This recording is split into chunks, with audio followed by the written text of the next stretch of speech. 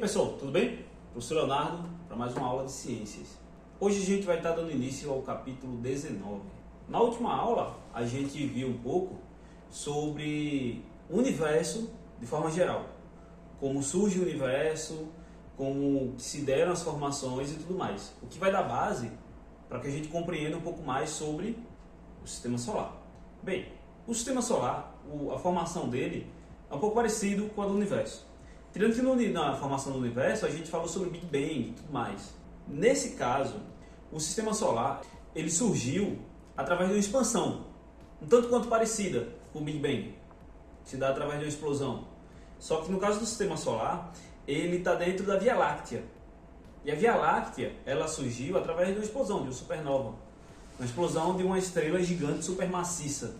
Então a Terra ela circula o Sol, que é uma estrela amarela.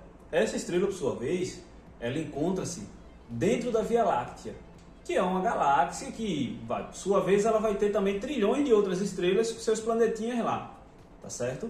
Dentre outros materiais, como poeira cósmica, asteroides, meteoros, que vão estar circulando essa galáxia, que vão estar ali girando em sua órbita.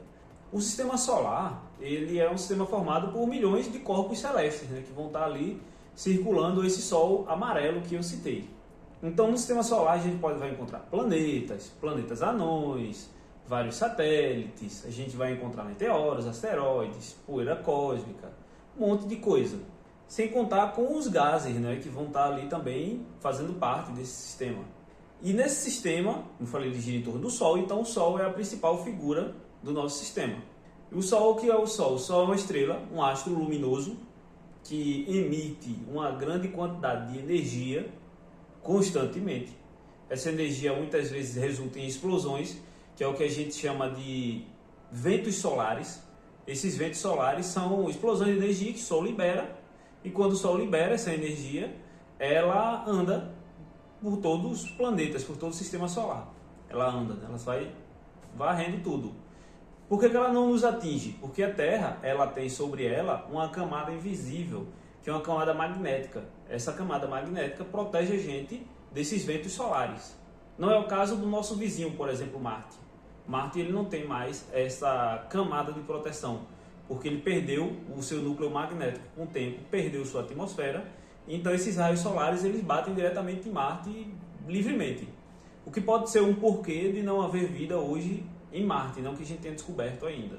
A Lua, por exemplo, ela é bombardeada constantemente por esses ventos solares.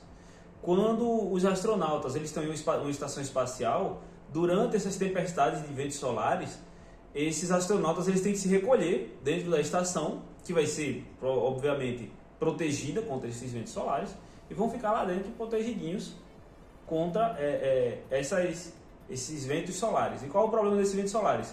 Extrema radiação. Muita radiação mesmo. Então, se eles ficarem lá fora, eles vão ter graves complicações. Aí eles têm que se recolher e eles não podem sair enquanto estiver passando esses ventos solares. Então, a Terra ela está protegida disso. E quando é que surgiu o Sol? O Sol surgiu há cerca de 4,5 bilhões de anos atrás. Surgiu uma das estrelas que estima-se que seja mais antiga, da Via Láctea. E esse Sol ele está a 33 mil anos-luz de distância do centro da Via Láctea. Então, o que isso quer dizer? Como é que se mede anos-luz? A luz ela viaja a uma certa velocidade por segundo. Então, ela atinge uma certa distância por segundo. Então, como é que se faz o cálculo? Quantos anos viajando na velocidade da luz a gente teria que fazer, qual velocidade a gente teria que percorrer para poder chegar até lá? Então, é assim que se mede essa distância, através da distância versus velocidade da luz. Ou, no caso, quanto tempo a luz demora para viajar daqui até o centro da nossa galáxia. Então, voltando mais uma vez à origem disso, no nosso universo existe algo que a gente chama de nebulosas.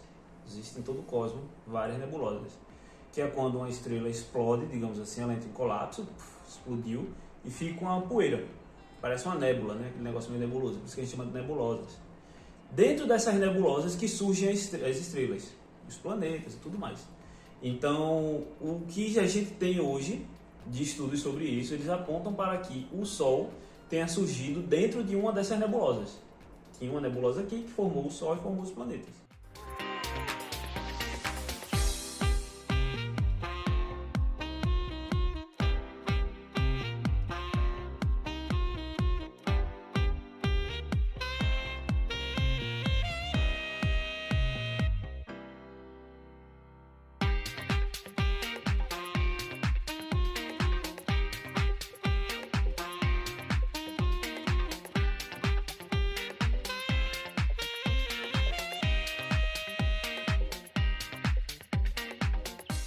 teoria mais provável para isso tem nome, chama-se teoria nebular. Então, uma estrela entrou em colapso por conta de ações da gravidade. Após entrar em colapso, ela explode, fica aquela nébula ali, aqueles anéis de poeira. Desses anéis de poeira, por conta da ação da gravidade também, vão se formando corpos maiores, como a gente viu na última aula, corpos maiores atraem corpos menores e assim sucessivamente. Vão se formando esses corpos rochosos e vão se formando as estrelas. No caso do Sol e a formação dos nossos planetas aqui do Sistema Solar, o que é que acontece?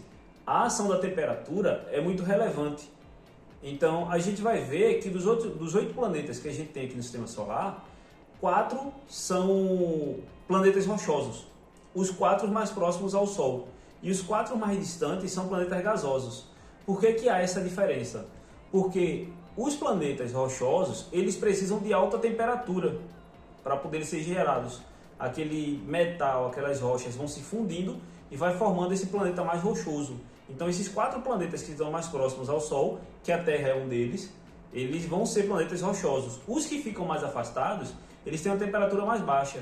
E isso acaba facilitando que esses planetas sejam gasosos, que é o caso dos quatro últimos planetas.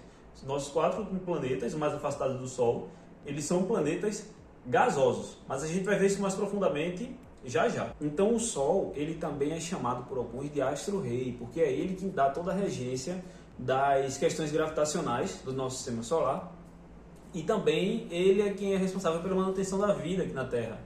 Sem o Sol não haveria vida. Se a gente tem oxigênio para respirar hoje, é porque organismos fotossintetizantes passaram a existir. Eles utilizavam a luz do Sol para criar sua própria energia, consumiam gás carbônico e liberam oxigênio. Então isso encheu a atmosfera terrestre de oxigênio, que a gente respira. Tudo graças ao Sol. Se a gente tem comida, essa comida é gerada por conta desses seres fotossintetizantes. As plantas, por exemplo. Ah, professor, mas eu só como carne, eu sou carneiro mesmo, eu gosto só de carne. Beleza, mas todos os carnívoros, eles vão se alimentar e ter como base os herbívoros. E os herbívoros vão ter como base de alimentação as plantas, os vegetais. Então tudo isso depende do Sol. Então o Sol, ele é um astro importantíssimo, mais importante de tudo para a gente é o Sol.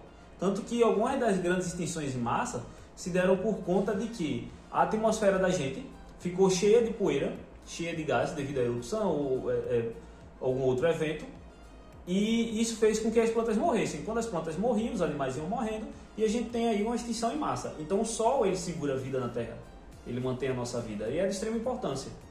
E a nossa Terra, o nosso planeta, ele está em uma zona que ela é propícia à vida, que alguns pesquisadores chamam de zona cachinho de ouro. A gente está a 8 minutos-luz do Sol. O que isso quer dizer? Quer dizer que a luz que sai do Sol, ela só chega na Terra a 8 minutos. Então, quando a gente olha para o céu, a gente olha para o Sol, a gente está olhando para 8 minutos no passado e não no presente. Digamos que houvesse algum evento em que o Sol piscasse. A gente ia demorar 8 minutos para a gente ver essa refração de luz chegar aqui na Terra. Então ele está a essa distância e para a gente é uma distância ideal, que é uma distância que ela é perto o suficiente para que a água se mantenha quente e não congele, e longe o suficiente para que a gente não fique perto demais, aqueça demais e a água evapore. Então é isso que chamam de zona cachinho de ouro, cachinho dourado, por conta dessa distância que é adequada para a vida. Se fosse mais perto, estaria quente demais, a água evaporaria, não teria vida. Se estivesse mais distante, a água congelaria, não teria vida. Então o Sol, assim como a Terra, ele vai ter várias camadas. A camada mais superior do Sol, a gente chama de coroa. Essa camada é onde ocorrem várias explosões solares e tudo mais, que é dentro dessas explosões solares que muitas vezes vem aqueles ventos solares. Então, essas explosões elas ocorrem nessa camada superior, que a gente chama de coroa. E como eu disse, acontecendo algum evento, a gente demoraria 8 minutos para ver. Então, só para você ter uma ideia de temperatura do Sol, ela é tão alta que às vezes quando ocorrem erupções, explosões na superfície do Sol, essas erupções são tão quentes que elas podem fazer com que satélites artificiais aqui da Terra sejam destruídos. Veja só a distância que a gente está a 8 minutos-luz do Sol. Isso é muito longe. E mesmo assim é o suficiente para destruir satélites daqui da Terra. São 6.000 graus Celsius só na zona superior. Isso é muito alto. Muito alto. É uma temperatura altíssima.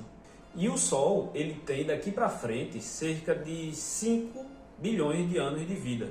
Por quê? O Sol, ele tem como principal combustível o hidrogênio. Em determinado momento, esse hidrogênio ele vai começar a acabar. E quando o hidrogênio for acabando, o Sol vai expandindo por conta de ações gravitacionais. Quando o Sol expandir, ele vai engolir os planetas que estão próximos deles. Junto com eles, a Terra. Daqui a 5 bilhões de anos, a Terra vai ser engolida pelo Sol. E vai ser o fim da vida na Terra. Daqui para lá, se a humanidade tiver achado uma forma de escapar daqui, encontrado outro sistema solar, vai para lá. Se não, lascou. Então, daqui a 5 bilhões de anos, quando consumir todo esse hélio e ele se expandir, ele vai se tornar uma gigante vermelha. Vai consumir Terra, vai consumir os planetas que estão mais próximos. Após ele se tornar uma gigante vermelha, o que acontece? Ele entra em colapso. Quando ele entrar em colapso, ele vai se tornar uma anã branca, que vai continuar brilhando por trilhões de anos e depois vai se apagar. É esse o ciclo de vida que o Sol possui, que uma estrela como o Sol possui. Isso é o ciclo natural das estrelas como um todo. Então vamos ver o que é que tem além do Sol nesse sistema solar. A gente vai ter 8 planetas em órbita. Essa órbita é uma órbita elíptica. Normalmente quando a gente pensa no sistema solar, a gente pensa num círculo perfeito, mas ele é mais ovalado. Não tanto, mas ele é mais ovalado. Desses planetas, a gente tem 4 planetas rochosos e 4 planetas gasosos. Os 4 rochosos são os mais próximos, como a gente viu, é por conta da temperatura de formação, ou seja, eles estão na zona mais quente, logo tem maior facilidade de formar esses planetas rochosos. Esses planetas rochosos vão ser Mercúrio, Vênus, Terra e Marte. Dos planetas gasosos, a gente vai ter Júpiter, Saturno, Urano e Netuno. Vamos ter esses outros 4 planetas. A gente na próxima aula vai estudar um a um de forma mais específica, entender um pouquinho de suas características, como é formado, de que é formado, tudo mais. Hoje a gente só precisa que existem 8, só precisa saber disso. Existem 8, 4 são rochosos, 4 são gasosos. Quais são os rochosos? Os que estão mais próximos do Sol. Quais são os gasosos? Os que estão mais distantes do Sol. Satélites naturais. Existem mais de 170 satélites naturais. Professor, eu esqueci que é o satélite natural. É Lua. Lua. Satélite natural é Lua.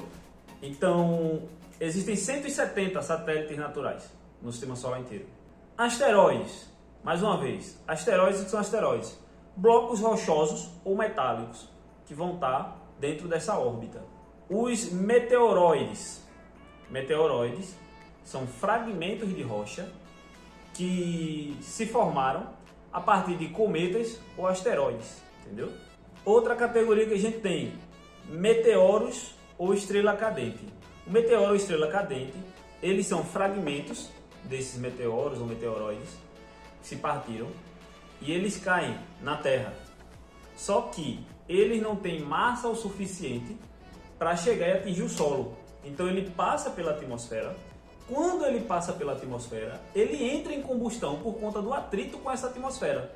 Então, quando ele entra em combustão, ele vai queimar todo o corpo dele, vai liberar um facho de luz grande que a gente consegue olhar, que a gente consegue ver. Às vezes você olha para o céu e vê uma estrela riscando.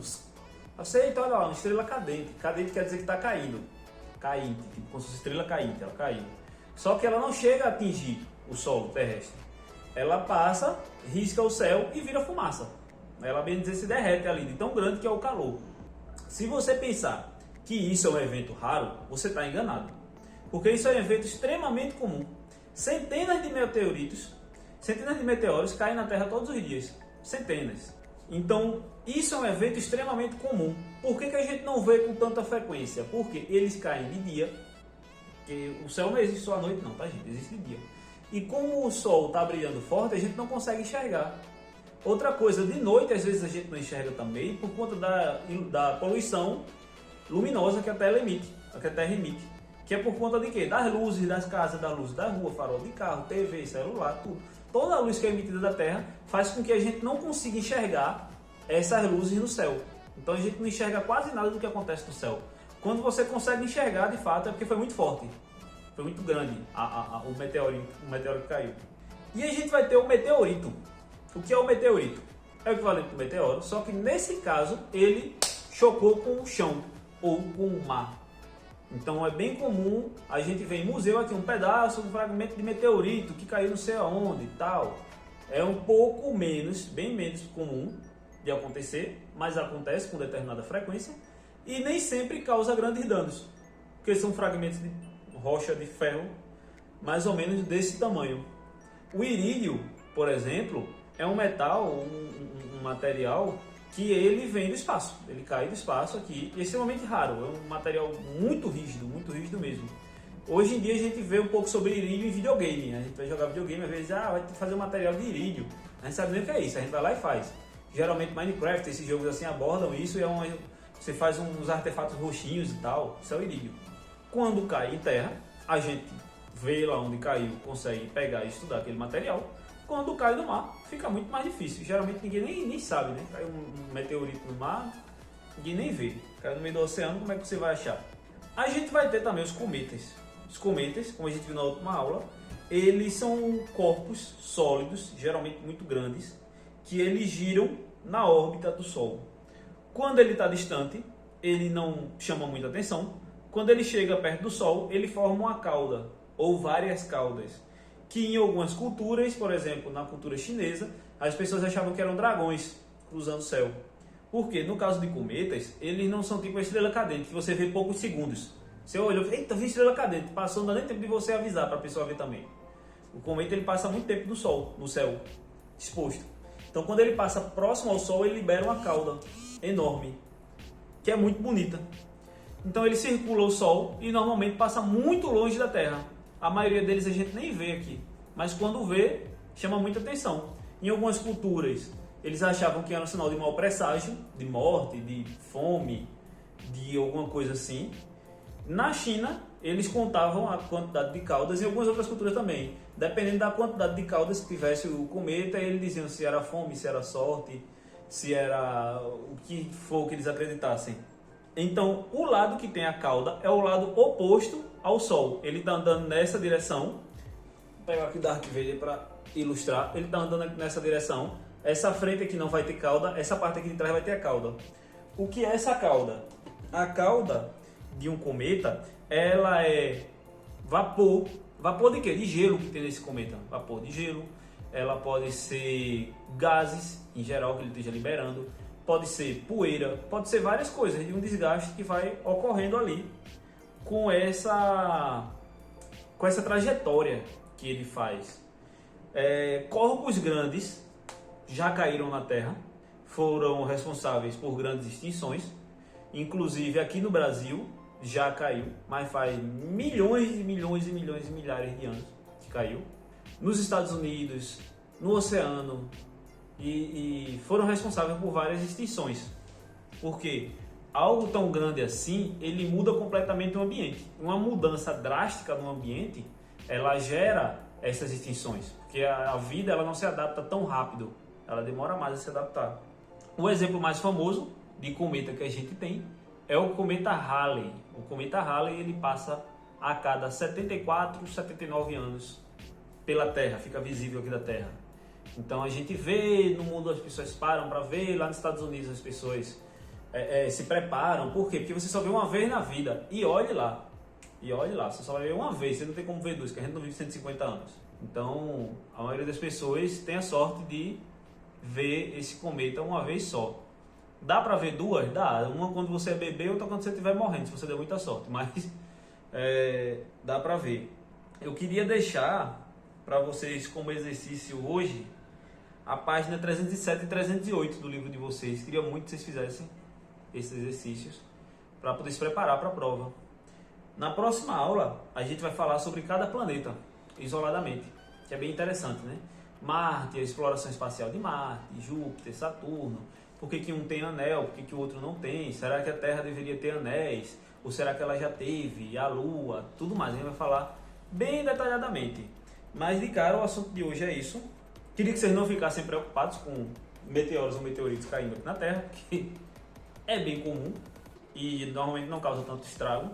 Tanto que a Lua ela é cheia de crateras, né? Aquela cratera ali é de corpos celestes que batem nela, já que ela não tem uma atmosfera para preencher. Queria que vocês ficassem atentos com os trabalhos que eu estou passando, estou pedindo para a turma avisar tudo. Vocês procurem se informar com a galera que está frequentando, ver os trabalhos que estão tendo, conversar comigo. Tem o meu perfil professor, o @leoseunando. Vocês podem pegar meu WhatsApp com a turma ou podem falar pelo aplicativo da escola. Tem várias formas de vocês se comunicarem comigo. Então se comuniquem, se preparem, porque a gente vai ter prova presencial e não vai ter auxílio de consulta, né? Nem de livro, nem de internet, nem de nada. Então vai ser um pouco mais desafiador. Espero que vocês estejam bem. É isso. A aula é essa e até a próxima. Tchau!